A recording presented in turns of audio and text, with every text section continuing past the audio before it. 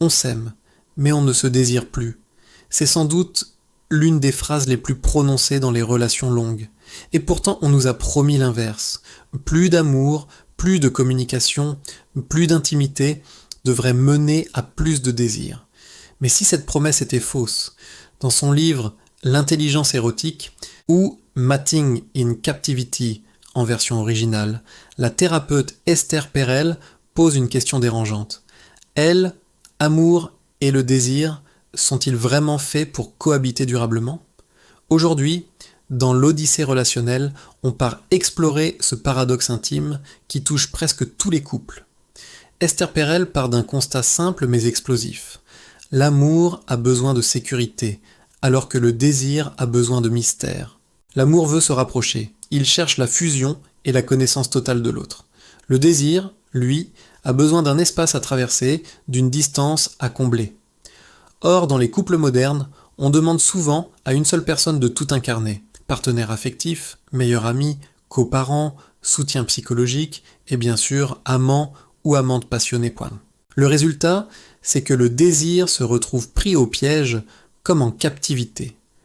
Plus on cherche à tout sécuriser, à tout rendre prévisible et confortable, plus on élimine ce qui fait battre le cœur et vibrer les corps. L'inconnu, l'altérité, une part de risque. Comme l'écrit Perel, l'érotisme s'épanouit dans l'espace entre deux êtres, pas dans leur fusion. On transforme notre partenaire en un membre de la famille, et c'est difficile de désirer quelqu'un qui est devenu comme un frère ou une sœur. La familiarité tue le désir.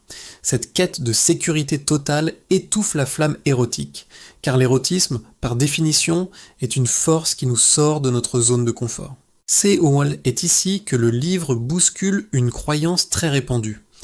Plus d'intimité ne signifie pas forcément plus de désir. On confond souvent intimité émotionnelle et désir sexuel. Dans beaucoup de couples, l'intimité se traduit par le fait de tout se dire, de se rassurer constamment, de se connaître par cœur jusqu'au moindre détail.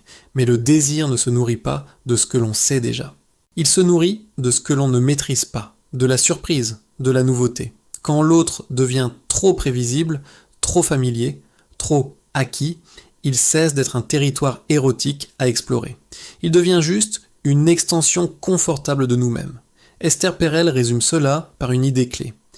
La sécurité émotionnelle peut être un excellent anesthésiant sexuel. Et attention, ce n'est pas un échec personnel. C'est une tension structurelle de l'amour moderne.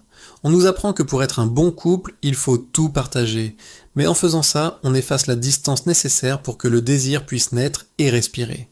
L'autre doit rester un peu un mystère pour continuer à nous fasciner. Mais alors, pourquoi est-ce si difficile de maintenir ce mystère ? Parce que le désir fait peur. Le désir est une force sauvage, dérangeante.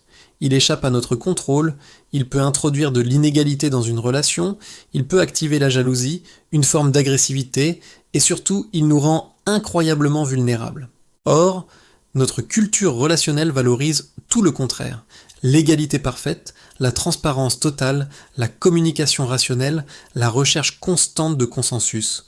On veut que notre relation soit une démocratie stable et juste. Mais le désir, lui, ne fonctionne pas comme une démocratie. Il aime le jeu, la transgression, la polarité et parfois même l'interdit. C'est pour cela que tant de couples qui sont bien réglés mais sur le papier, où tout va bien, où il n'y a pas de conflit, s'ennuient profondément sexuellement. Pendant ce temps, le désir peut ressurgir ailleurs, là où il y a du danger, de l'interdit, de la nouveauté. Esther Perel ne porte aucun jugement moral sur ce constat. Elle nous invite simplement à comprendre la nature profonde du désir plutôt que d'essayer de le dompter ou de le discipliner pour qu'il rentre dans nos petites cases bien propres. Alors, que faut-il retenir de ce livre ? Ce que Mating in Captivity nous apprend vraiment, ce n'est pas qu'il faut moins d'amour pour avoir plus de désir, ou qu'il faut être infidèle pour raviver la flamme. Pas du tout. Le message est beaucoup plus subtil. Il nous dit qu'il faut réintroduire consciemment de l'espace dans la relation.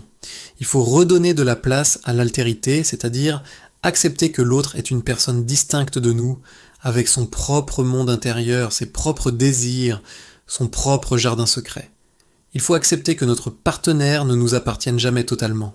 Et surtout, il faut apprendre à regarder son partenaire avec des yeux neufs, comme si on le rencontrait pour la première fois. Comme l'écrivait Proust, souvent cité par Perel, le véritable voyage de découverte ne consiste pas à chercher de nouveaux paysages, mais à avoir de nouveaux yeux. Le désir renaît quand on accepte que l'autre reste, en partie, un inconnu fascinant à redécouvrir chaque jour. C'est en voyant notre partenaire briller dans son élément, loin de nous, qu'on peut le désirer à nouveau. En conclusion, Mating in Captivity est un livre inconfortable, c'est vrai, mais il est surtout profondément libérateur. Il nous déculpabilise en nous rappelant une vérité essentielle.